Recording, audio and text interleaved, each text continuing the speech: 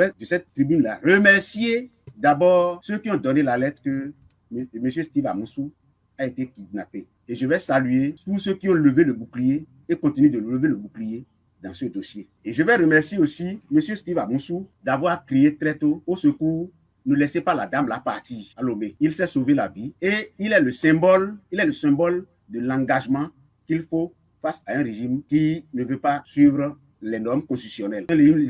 Donc, cela étant, au plan technique, en tant que policier, même si on m'a jeté à la retraite d'office, ça ne me regarde pas, ce n'est plus mon problème. On n'a pas pu jeter de ma tête mon savoir. Je vais répondre techniquement avant de donner quelques conseils à ceux qui sont encore en fonction. Nous, dans le dossier frère Steve Amoussou, parce que je n'ai aucune certitude que c'est lui qui s'appelle frère Rouvi. Si en temps je l'appelais frère Rouvi, comprenez que c'est peut-être un lapsus linguistique. Pour qu'une procédure judiciaire soit valable, il faut un certain nombre de conditions. Mais à l'étape de l'enquête de police, en dehors des cas de clameur publique ou d'appel au secours, de réclamation venant d'une maison partant de nuit, permettant à tout citoyen d'intervenir lorsqu'il s'agit d'une opération aussi sérieuse. Il y a deux situations techniques qu'il faut distinguer dans ce qui s'est passé par rapport à Steve Amoussou. Il y a d'abord le droit de mainmise. C'est-à-dire, s'il s'agit d'un objet, on va parler de droit de préhension. Quand les policiers disent vous allez aller vous prendre, non, ils doivent savoir que c'est la même mise. Pour exercer la même mise dans une procédure sur un individu, il faut avoir la qualité de fonctionnaire de police ou à tout le moins d'un agent de la force publique et bénéficiant d'une réquisition d'un OPJ ou d'une autorité judiciaire habilitée comme le procureur de la République ou du juge d'instruction. La seconde opération qu'on entend sous le terme d'arrestation, je me fais clair? Oui, je vous suis parfaitement. Oui. La seconde opération qui doit transparaître dans le procès verbal et qui est l'arrestation proprement dite, c'est la notification de l'arrestation. Et cette notification, pour la faire, il faut être non seulement fonctionnaire de police, mais il faut être nécessairement officier de police judiciaire. Je me fais clair, j'étais tout puissant commissaire de police, commandant les raids. Comme je n'avais pas l'habilitation, commissaire de police, mais comme je commandais les raids et que je n'exerçais pas la police judiciaire, je n'avais pas l'initiative d'aller faire des arrestations. Et ça m'a même mis en porte-à-faux avec beaucoup de procureurs qui ont estimé que je faisais beaucoup de frasques. Et donc, aujourd'hui, il faut comprendre que si on doit monter la procédure, c'est-à-dire le papier qui doit accompagner Steve Amoussou à la criette, le premier procès verbal s'intitule donc saisine, transport, arrestation. Saisine, pourquoi? La saisine va mentionner les actes qui autorisent la police à se transporter. Est-ce qu'il s'agit d'un mandat de justice? Est-ce que c'est un mandat d'amende? Est-ce que c'est un mandat de comparution? Est-ce que c'est un mandat de dépôt? Est-ce que c'est un mandat d'arrêt? Si ce n'est pas un mandat de justice, il doit s'agir d'une réquisition du procureur de la République. Et si ce n'est pas le cas, il doit s'agir sur initiative de la police.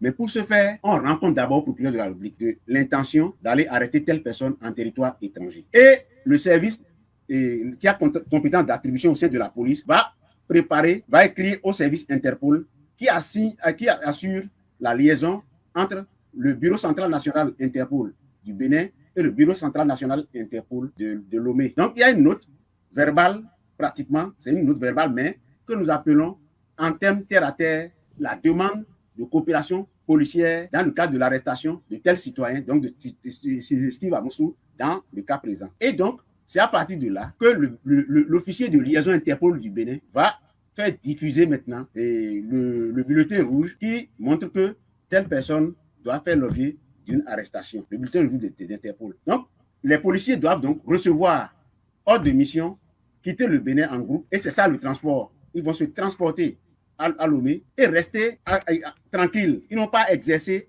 la même mise à Lomé. Ce n'est pas eux qui exercent la même mise, encore moins l'arrestation.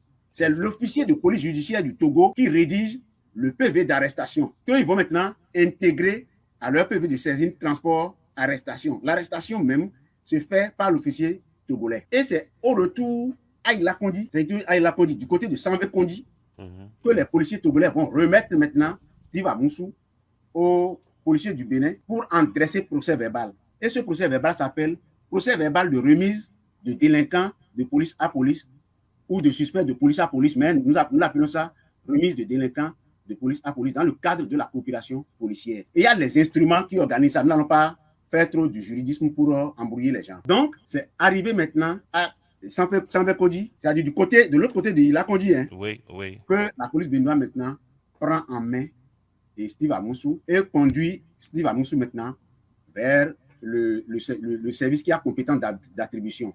Et je reprécise que dans la délégation qui va quitter Cotonou, il doit avoir nécessairement l'officier de liaison Interpol du Bénin et l'officier du service de la compétence d'attribution concernée. Est-ce que vous voyez? Oui. Si c'est une affaire de la brigade économique et financière, donc il doit avoir un officier. Il faut 2 officiers de police judiciaire pour aller vers les collègues togolais. Quand dans la procédure, la pièce de saisine, transport, arrestation n'a pas existé. Quand dans la procédure, le PV, il a dit la pièce de saisine, le PV de saisine, transport, arrestation n'a pas existé. Le PV de remise de délinquant de police à police n'a pas existé. Et qu'un commissaire de police ait accepté garder Steve Amoussou, il y a problème. Il y a quel problème? C'est ce que Charles Parra, Jean Montreuil, dans leur traité de procédure pénale policière, appellent les causes de nullité de l'arrestation. Les causes de nullité de l'arrestation. De l'arrestation. L'arrestation étant la première pièce de la procédure, si elle n'existe pas, on ne peut pas dire que l'arrestation a été régulière. Et Louis Lambert, dans son formulaire des OPJ, a réitéré, a insisté longtemps sur le fait que dans les écoles même de police, ce PV étant tellement sensible, c'est lui qu'il faut enseigner en dernier ressort, au cours de la formation des commissaires de police et des officiers, des inspecteurs de police qu'on était à l'époque. Et un autre auteur qu'on appelle Charles Patramon va dire que les procureurs de la République ne reçoivent pas déferment quand la procédure est apparemment viciée.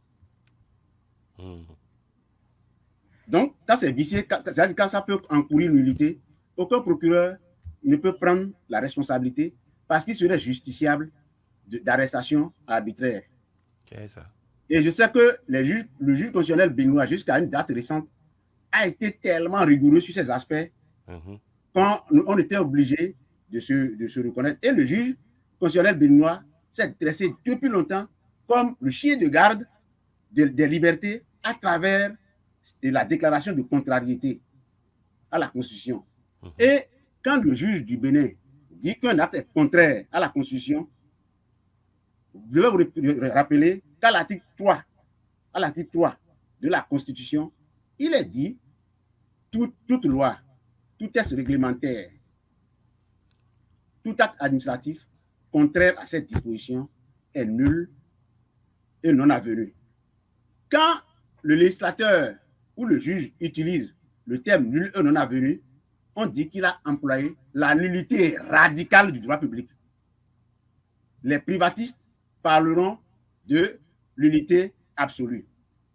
Les administrativistes vont vous parler de l'inexistence juridique. Quand on dit nul et non avenu, nul et de nul effet. De nul effet. Nul et de nul effet, c'est des termes graves. C'est de la nullité totale, absolue. Maintenant, je ne suis pas dans le secret des dieux pour savoir si ça n'a pas été fait comme ça et dans quelles conditions le procureur spécial de la Criette a reçu la procédure du déferment de M. Steve Amoussou. Donc, j'ai l'obligation de réserve par rapport à ça parce que je n'ai pas les éléments d'analyse qui m'ont permis de faire cela, de comprendre davantage. Puisque vous savez que je me surveille comme le lait sur le feu. Il ne faut pas qu'on dise que je suis en train de devenir un là, c'est qu'on me traite de tous les mots que vous connaissez. Moi, je n'ai pas pu avoir les renseignements qui me permettent d'aller plus loin que ça dans l'analyse. Donc, les jours à venir vont nous éclairer clairement, vont nous éclairer entièrement, sur ce qui s'est passé après l'étape de l'arrestation de M. Steve Amoussou.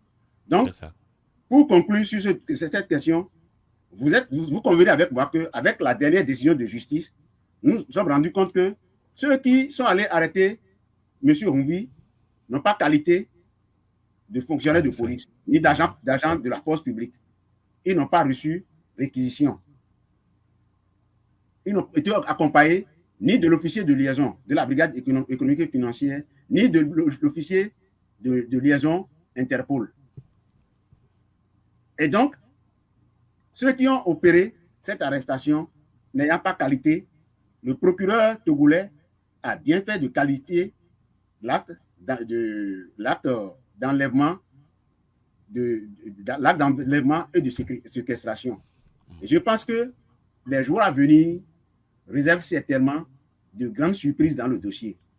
Parce que, est-ce que la justice togolaise ira jusqu'à diffuser des mandats d'arrêt contre nos policiers qui ont reçu ce type de personnes enlevées et même faire des actions contre notre justice?